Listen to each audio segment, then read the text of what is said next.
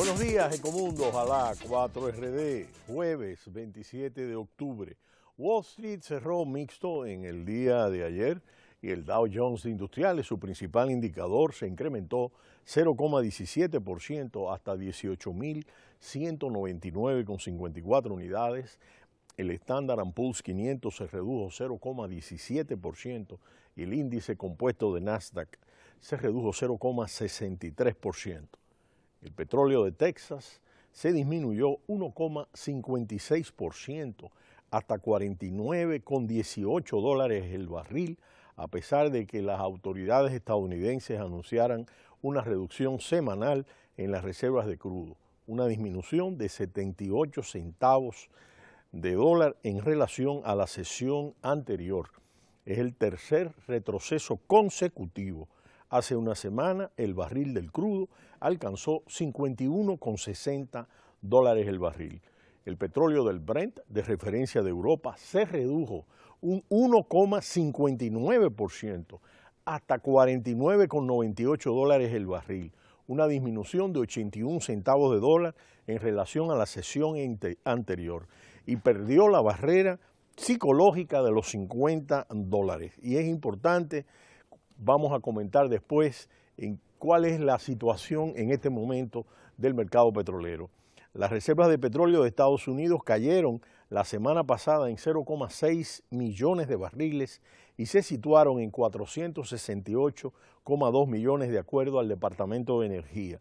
Pese a esta reducción, y en el día de ayer esperábamos este dato, las existencias del crudo se mantienen en niveles históricamente altos para esta época del año según las cifras oficiales. Las reservas totales de petróleo, incluidas las de la reserva estratégica que permaneció estable en 695,1 millones de barriles, se redujo en un 0,4% a los 2.026.000,7 millones de barriles.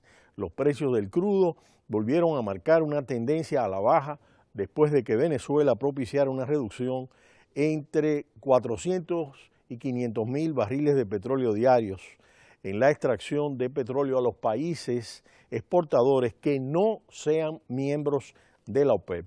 Los contratos de gasolina, por su parte, para entrega en noviembre se disminuyeron 2 centavos de dólar hasta $1,48 el galón, mientras los contratos de gas natural se disminuyeron 4 centavos de dólar hasta 2,73 por cada 1.000 pies cúbicos. El oro se disminuyó a $1.268,2 la onza y la rentabilidad de la deuda pública a 10 años se incrementó a 1,788%, mientras el dólar avanzó terreno ante el euro que se cambiaba a $1,0901. Lo que está contemplando el mercado, todos los analistas, los inversores, los bancos de inversión, es que el acuerdo de la OPEP anunciado en Argelia, pues se torna utópico y es el tema que hemos venido monitoreando aquí en Ecomundo. Y es que Arabia Saudí tendría que sacrificar alrededor de 1 millón de barriles de petróleo por día. Y queda poco más de un mes para la reunión de la OPEP y el papel que va a jugar cada país para recortar la producción de forma conjunta sigue en el aire. Todavía no se ve claro qué es lo que va a ocurrir.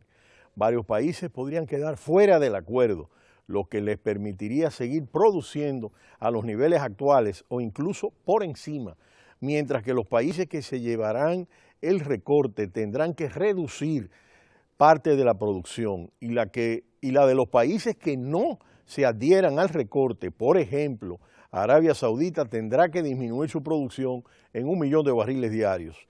La escasa confianza en el acuerdo alcanzado el pasado 28 de septiembre en Argelia se ve reflejada en el comportamiento de los futuros del petróleo.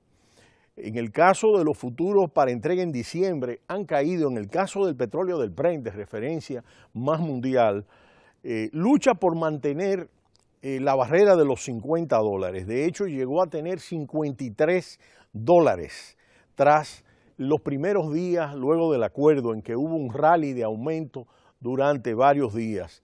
El petróleo ha vivido una tendencia alcista desde este acuerdo del 28 de septiembre que se ha ido desinflando a medida que los analistas iban demostrando la complejidad ejecutoria de este plan de la OPEP.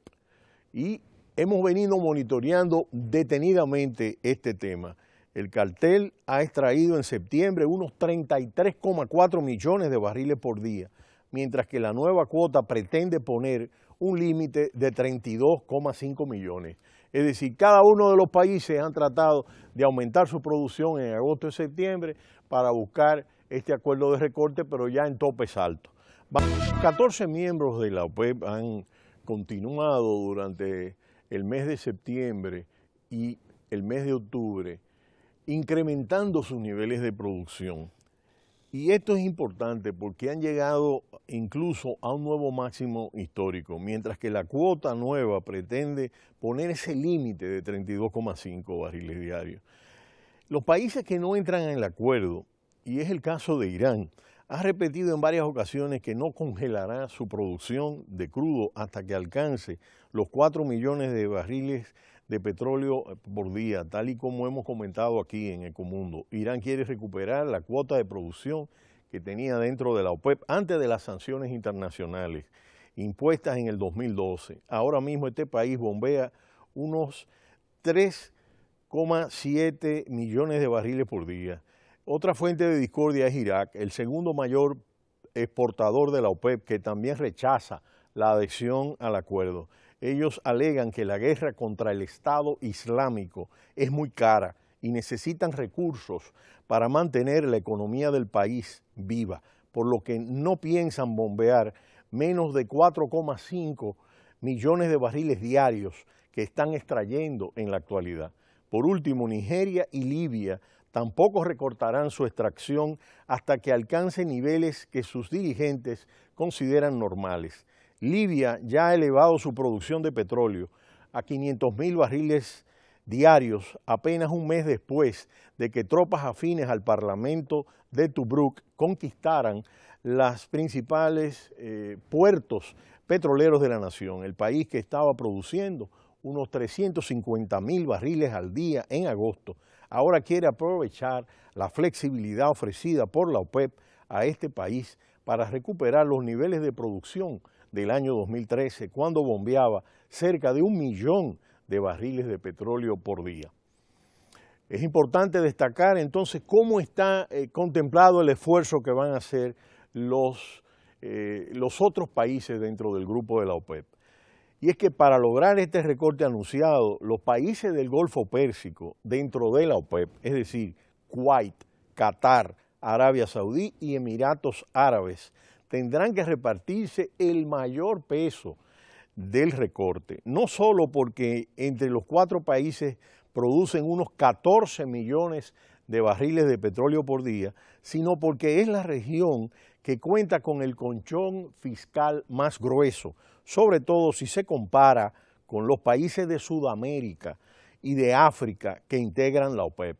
No es que estos países no tengan huecos fiscales, como es el caso de Arabia Saudí, y que ha tenido dificultades, sino que es muy diferente si lo contrastamos con los países de Sudamérica y África que pertenecen de la OPEP.